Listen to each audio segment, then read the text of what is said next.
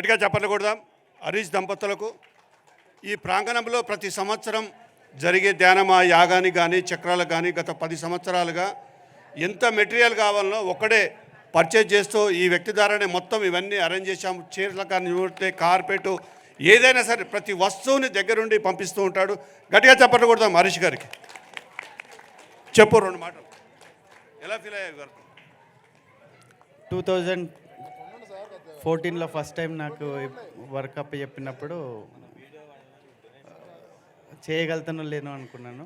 కానీ అప్పటి నుంచి కంటిన్యూగా నాకు సార్ వాళ్ళు సాంబశివరావు సార్ కానీ దామోదర్ రెడ్డి సార్ కానీ ఇప్పుడు వాళ్ళు నా పైన ఉన్న నమ్మకం పెట్టి నాకు ఈ వర్క్ అప్ చెప్పినందుకు హ్యాపీగా ఫీల్ అయ్యి